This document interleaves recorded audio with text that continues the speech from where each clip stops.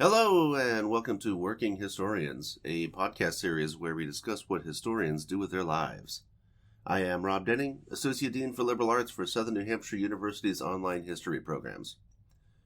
Today, I am speaking with Nina Thomas, the manager of the Westerville History Museum in Westerville, Ohio. In this episode, we will talk about Nina's academic and professional background, a day in the life of a museum manager, the different ways that the museum and public historians engage with the public, and what she looks for when she's hiring new employees at the museum. What is your name and what do you do?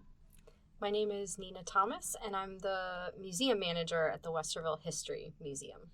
Great, and I look forward to talking to you a bit about what your day looks like as a museum manager at the museum. But before we do that, can you talk a little bit about your professional and academic background? How did you get to where you are? Yeah, so I started out, I went to community college for 2 years, so I got my associate's degree, and I really found that I loved history classes, social studies. I didn't get a history degree. I went to OSU and pursued strategic communication, which is a pretty broad degree. And I did that because I have a lot of varied interests and I wasn't entirely sure what I wanted to do. But I knew that if I had something that was broad, I could figure it out. Mm-hmm. I didn't want to pick something that really pigeonholed me into a career path, not knowing how it would turn out. So I did strategic communication and I minored in art history.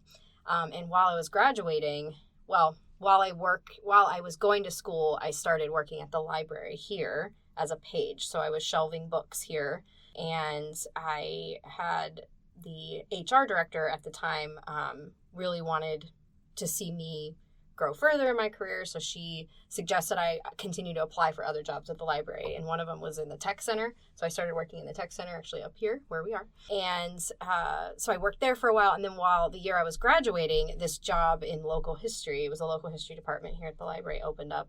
And it was full-time working as basically an assistant to the manager at the time.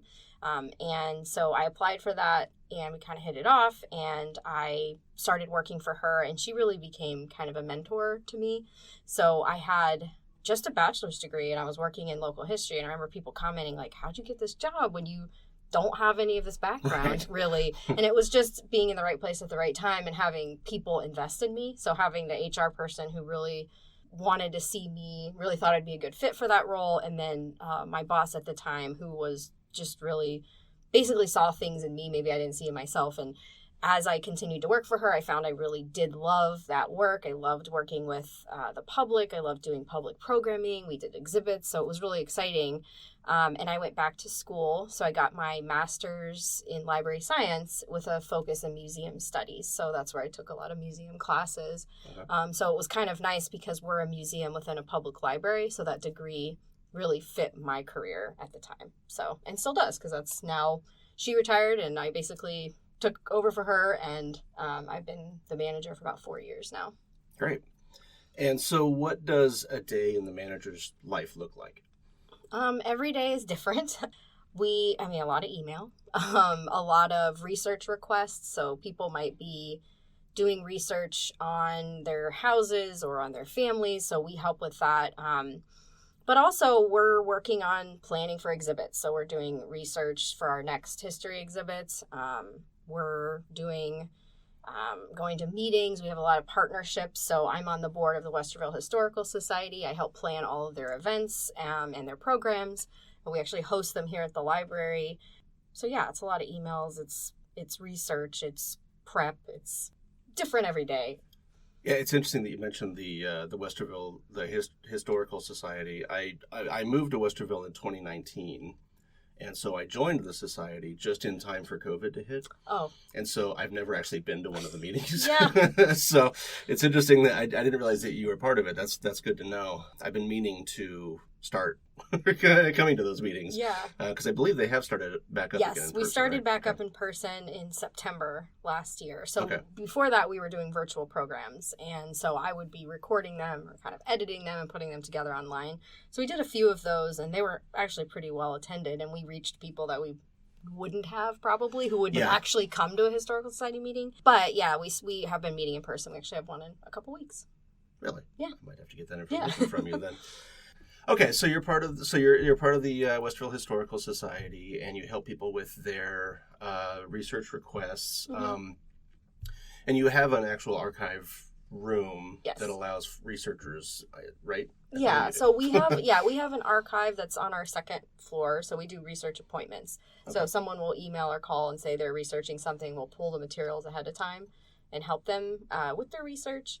But we also work on a lot of different projects. So like, for example, the Parks Department, when they're opening a new park, and the park is going to have a history theme. And so they come to us for, fact checking or research. So we do personal research, but also just working on different projects. Okay. Yeah, that's very cool. So I have seen on pop up on Facebook and various other social media that you've put together a bunch of videos on Westerville history, and that seems like a pretty effective way of engaging with kind of the broader public. But so, how do you approach engaging with the public? I mean, you are engaging in what's kind of public history. Yes. And so, how do you what is your explain your philosophy on public history, I suppose. Yeah, I think, there's obviously a big difference between, kind of academic history and public history, because public history, you're engaging people that say, I don't like history, or I'm not really that interested in history. Right. And one of my favorite challenges is to get people interested in history, because people say they don't like it, but it might be because, I don't know, history was a bunch of facts and dates, which I didn't like particularly. I didn't know I liked history, because if it was taught that way, it's like, that's boring. Right. But what interests me are the people, or the stories, or, how, relating to the past, or relating to people, or learning something new that I didn't know before. And so I think with public history, thinking about what would engage people is the stories, is how you tell a story, and bringing things into recent day and thinking about what's going on right now and what was happening in the past and how can we connect that. I think relevancy is really important to people who might not be interested in history but are interested in their community, or interested in the stories, or interested in what's going on now and why it's that way.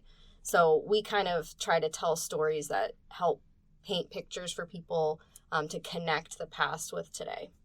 Yeah, I noticed that you've put together episodes that focus on specific people. There's one on like the first female police officer, I believe, was one of them. Yes. And so, the human story does seem to be the missing element for a lot of people, because I've encountered the same, where a lot of students come into my classes, especially back when I was teaching the general education type history courses, where everyone just had to take it to check that box, and a lot of those students just despised it because they didn't like the way that they had been taught history before, which was memorization. You've got to memorize all these names and dates, and who cares? Right. Wikipedia knows all that stuff for me, so why do I have to memorize all that stuff?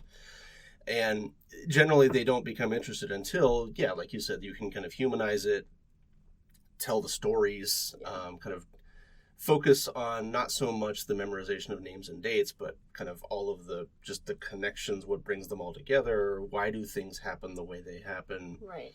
You'll naturally use some names and dates in that story, but that's not the focus of it, and that's not the focus is the story, the humans, and all of that. Well, I'm not, there's people that get really interested in Civil War battle history, and they know every date and every place, and that is so boring to me. I am not interested in that at all. Right. But I am interested in the war. I am interested in why we fought that war, what was happening with people, what was going on with slavery. So I want to hear those stories. You lose me if it's like, oh, that was the battle at this place for 3 days. It's like, I don't. Yeah. Eyes glaze over. It's just not that interesting to me. Yeah, and there definitely are people who do like those details, definitely. And so there are some people, and I think that could have been why it was taught that way a lot, is because those folks tend to be the ones that go into history as teachers.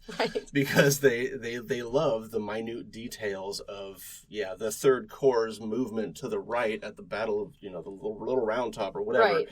And so I just got that wrong, so I'm sure I'm going to get all kinds of complaints about that. But there are the people that are into those details. They tend to. Those, I think, for a long time, those tend to be the folks that went into history, and they became the teachers, and so they kind of assumed that everybody felt the same way about those minute details, and it's not the case. Right. And I'm not I mean, yeah, we need to know dates. We need to know when things happened. And we need to contextualize what was going on in other parts of the world when things were happening. But I think, just people from the general public who are coming into the museum with their family to look at something or learn something, that's not really the approach I would take with them, or the approach that I want to go into a museum and read a bunch of dates. I want to hear the stories. And one of the things that actually kind of brings that reminded me of is right now you've got that exhibit going on where it's just the photographs from, I forget the guy's Gary name. Gardner. There we go. Gary Gardner. And so you've got all those couple dozen, I don't know, 50 or 100, I don't know how many photos you have down there, but it's a lot of photos of just kind of everyday life that he's been taking for the last few years. There's no text. No. If I remember, there's no context or anything. It's just, this is just a shot in the life. And so I thought that was a really interesting way to present, in a way, you are presenting Westerville history, at least the recent past, when this guy's been taking photos. Right. But it provides a lot of storytelling without actual text. Yeah. The whole cliche about every picture's worth 1,000 words, however you want to put that. But it does let people see kind of snapshots of life, which hopefully come together to tell put together a picture or a story in people's minds. I think that's a really interesting way to do that. Yeah. When we were curating the photos, that was exactly what we did. We said we picked, because he sent us, he's been taking photos every day for 20 years. Right. And of everything. And some of the pictures are amazing because he's capturing things that nobody else has captured. But we purposefully curated the photos to be something that you wouldn't need text, that you'd be able to see exactly what's going on, or know, have building recognition, or have activity recognition where you wouldn't have to have any content. But we called it accidental history because he didn't start out to collect history, but he is doing it.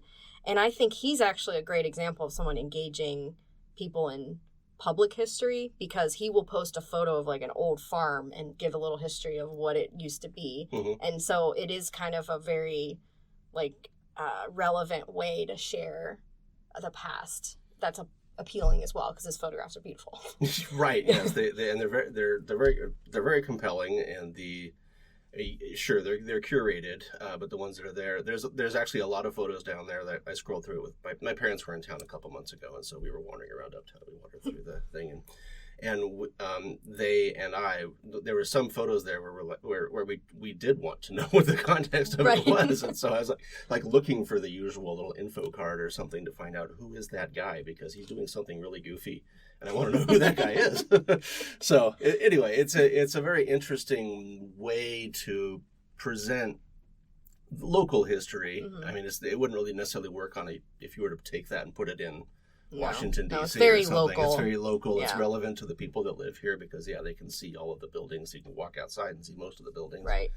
So it's a very interesting way to do that. And so, between that and the videos that I was talking about, I think you guys have done some really interesting things here. Yeah. And, I hope you keep it going forward.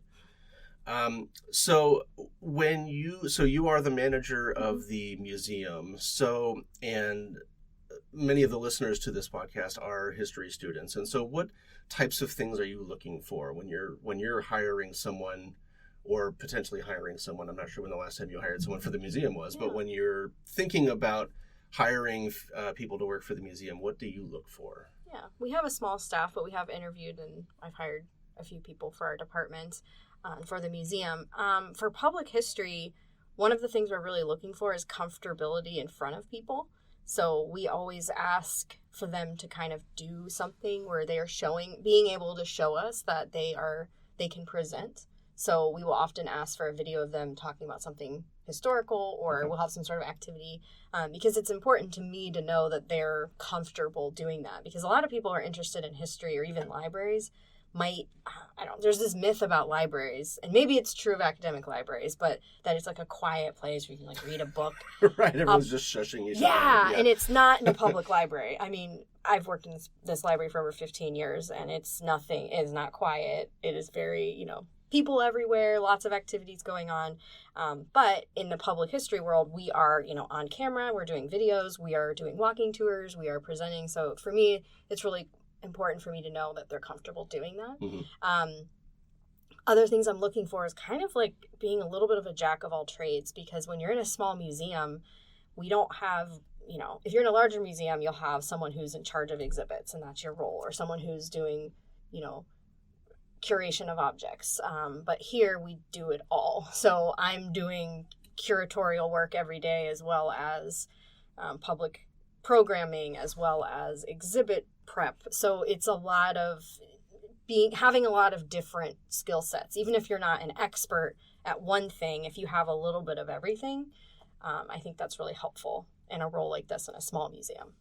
Right. And that I'm glad you mentioned the public speaking part of it, because I think that does tend to get lost a lot. A lot of people assume that when you work in a museum, it's all about setting up the exhibits and then maybe going and hiding in the back or something. Right. But no. The reality is that, your job is to engage with the public. Yeah. I mean, there's really not much point to a museum if it's not engaging with the public. Right. And so you do need to be able to communicate with people, and you need to be able to communicate with large, diverse constituencies, Yes. I'm sure. Because Yeah. I'm sure you've got lots of different... You mentioned that some of your customers, quote unquote, are... private people, but then you've also got city departments, and so you've got to be able to be flexible and talk to diverse audiences. Yeah.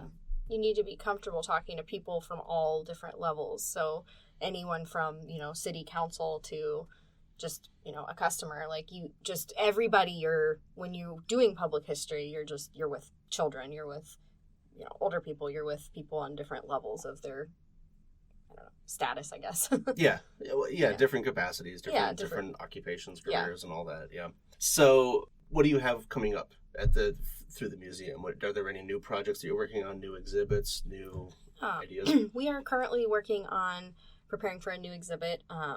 We're going to be doing one on William Faust, who was the first Black graduate of Westerville High School and the first Black graduate of Otterbein. But he has a very interesting story. His parents were enslaved. He actually lived in the Hanby House, which is a historic home called the Hanby House. Some people have said it probably should be called the Hanby Faust House, just because the Faustes lived there as well, and their story is really important as well. But regardless, yeah. So about him and kind of touching on different subjects of his world. And then also we're going to do a smaller exhibit on worldwide prohibition and talking about, we talk about prohibition a lot because one of the largest parts of our collection is prohibition collection. So our building was where the Anti-Saloon League was headquartered. So Westerville has a huge temperance prohibition history. And so we're always telling something to do with prohibition or temperance. And so we are going to talk about all the different countries that also tried prohibition, that it's not uniquely American.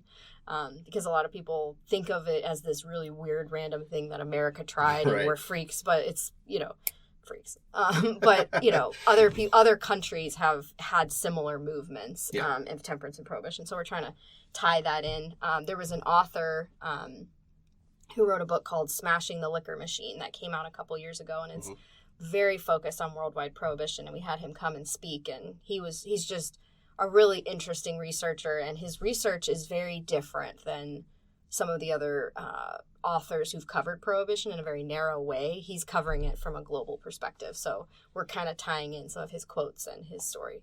So that's one of the things we're working on. We also have different partnerships we're doing. So this year we're doing a partnership with the Kirwan Institute out of OSU, who studies racism. And so we are working with them on kind of a community. It's going to be a community collaboration where we're going to help put together ways that just general public can help with research and discovering, some of our history that has been not talked about a lot, particularly racial deed restrictions, and studying, opportunities. So they do a lot of opportunity mapping to show, basically how racism has affected the resources in a community and how people were kept in certain segregated.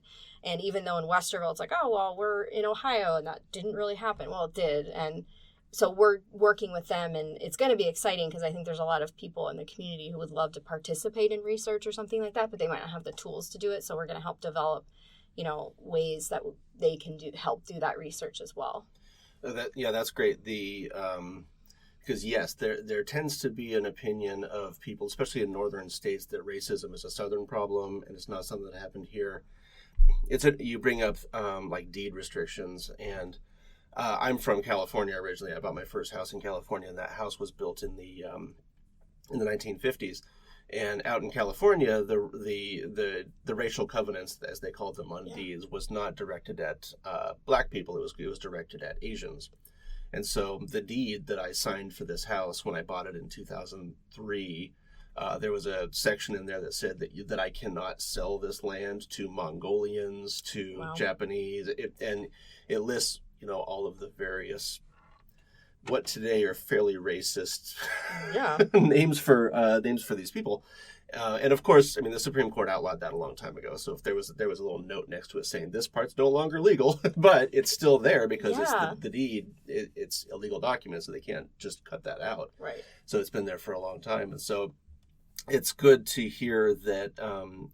And I always show that. I took a scan of it and I show it to all my students, and I'm like, this is California, the great liberal bastion of the United States. Right. In the 1950s. They were talking about this stuff, and so it's great to hear that you're kind of working on that, because Ohio, I mean, there's the same type of thing was happening. I mean, it was a nationwide phenomenon. It just tended to be in the northern states. It just wasn't as enshrined in law as much as it was in the South. Right. It was still there. It was just more kind of tradition and custom than law. So that's interesting to hear that you're working on that for Westerville, because I know that in Westerville we tend to think of the Underground Railroad, the Stoner House with as a stop on the Underground Railroad and various other stops around here, and the Africa community on Africa Road, and but it is interesting to hear that it's much more complicated. That it wasn't just necessarily the good guys here. Right. There were all these other things at play also. Right. Our museum specialist has been working on writing, we're calling it Racism in Westerville, and it's a toolkit to understand, at least from what we know today, the different ways in which racism existed right here. And we're kind of opening it up by saying, Westerville really prides itself on being the home of, the Underground Railroad, and we were involved in all these great things, but at the same time, this racism existed here in very real ways. And we're taking accountability as well as the museum, as the one who, we've been around for 30 years, and we often are the ones telling these narratives. And, we haven't always told those stories as well. We do tell a lot of the Underground Railroad, so we want to make sure that we're also telling the full picture, as best we know it. And as we learn new things, it's like, the Otterbein Cemetery had the mausoleum there had a racial deed restriction. Only Caucasians were allowed to be buried in there. And we have the document and the files. So being able to show that and say, no, in Westerville too, this was happening here as well. So are there anything about your life as a museum manager or as a public historian that we haven't really touched on that you think may be of interest to students or just the general who are curious what folks like you might do for a living? One of the I don't know if we've really talked about any of our programs or tours. We do a lot of walking tours and programs for the general public. About 2 years ago, we started doing Prohibition walking tours because that's our focus. But we opened up in Westerville a DORA, a designated outdoor refreshment area. And so we did a partnership with our Uptown, like our CVB, our Visitors and Convention Bureau, which is called Visit Westerville, and then the Uptown Inc., which is the one responsible for the Historic District, to offer Prohibition tours within the DORA. And that is a totally different audience than would typically maybe come through the museum. So we're reaching different people in different ways, kind of bringing the museum out onto the street. And I think there's just a lot of ways that you can engage the public that are creative, that get you telling history in different ways. People have beer and they're kind of just looking for something to do, and they might not necessarily be super history buffs, but they're interested, they're curious. And so I just think that's a good example of kind of engaging people that might not set foot in a museum, but you still get to tell history in different unique ways, maybe. Yeah, because they're already in Uptown. Right. And there are boundaries to the Dora area, so you can't leave with Uptown with your drink. So if you're stuck there and you're tired of going into the shops or something, sure, it's kind of cool to hear about the history of all the previous generations who were not able to walk around Uptown with open canisters. Right. Yeah. So that's great. And I think that sounds like some really cool projects. I hadn't heard about the Prohibition walking tour, but I'll probably look into that. They're called Tipsy Temperance Tours. Nice.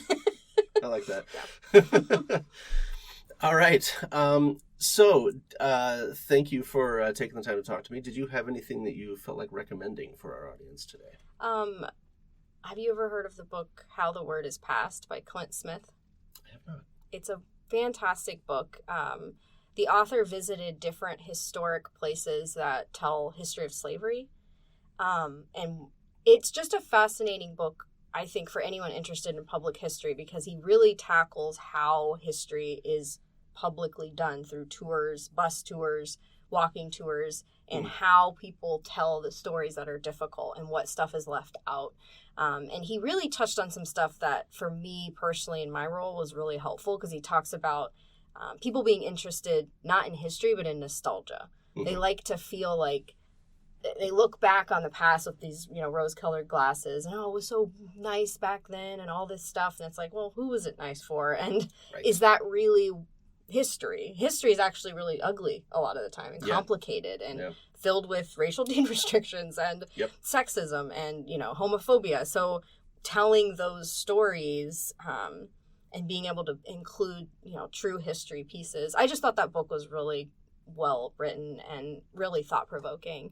And then just for fun, if you've never heard of Philomena Cunk, she's an actress, but she plays an interviewer on the BBC. And there's a series of videos of her interviewing subject matter experts, but just asking them the most bizarre questions that they weren't expecting. Okay. And then they have to have a straight face answering it. So anyone who's interested in becoming a subject matter expert where you'd be interviewed, it's just really funny. So it's just for fun, but I laugh a lot watching her. Is that a YouTube series? Or? Yeah, it was on the BBC, I think, on different platforms, but you can find them all on YouTube now. That sounds awesome. Yeah. Great. I'm actually going to recommend a New York Times article that just came out a few days ago, January 8th, I guess, called As Historians Gather, No Truce in the History Wars. And this is a New York Times article on the American Historical Association conference that happened last week.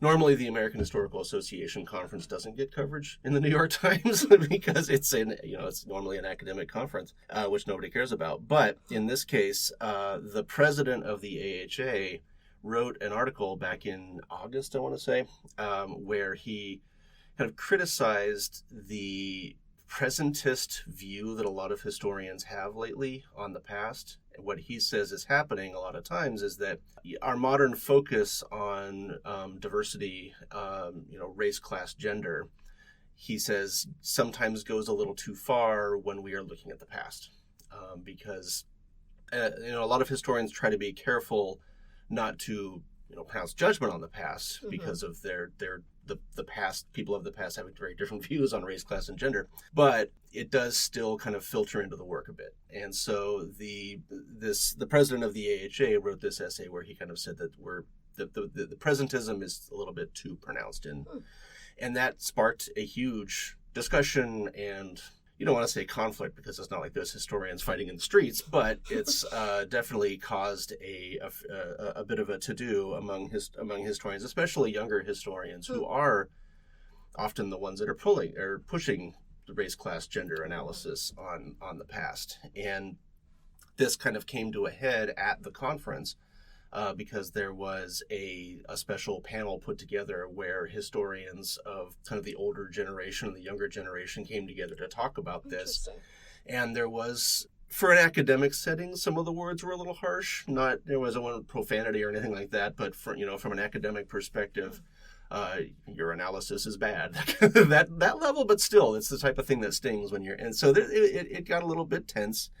And the president, the guy who wrote the original article, then gave his presidential address where he kind of doubled down on it a little bit. And so anyway, it caused a bit of a controversy, and so it made for a little bit of excitement at the AHA conference in 2023. So the New York Times article does a pretty good job of summarizing the debate and kind of what happened at the convention. Of course, you can find the James Sweet is the president of the AHA, and you can find his article online, and then you can look at Twitter and all that to find all the responses to it. So, anyway, the New York Times so I'll post the links to the New York Times article And I'll post a link to the Westerville, the History Museum in the episode notes. And so thank you for taking the time to talk to me today. Thank you for inviting me. And thank you all for joining us today.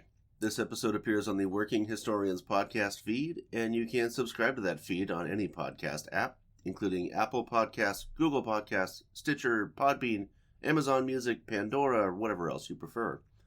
That way you won't miss any episodes, and you'll continue to hear about all the other cool stuff that historians do with their lives. This podcast does not represent the views of Southern New Hampshire University, despite my affiliation with it. If you have any questions or comments for this or any of our other podcasts, please send us a message to workinghistorians@gmail.com or through our Twitter feed @workhistorians. For Nina Thomas, I'm Rob Denning. Take care of yourselves and each other.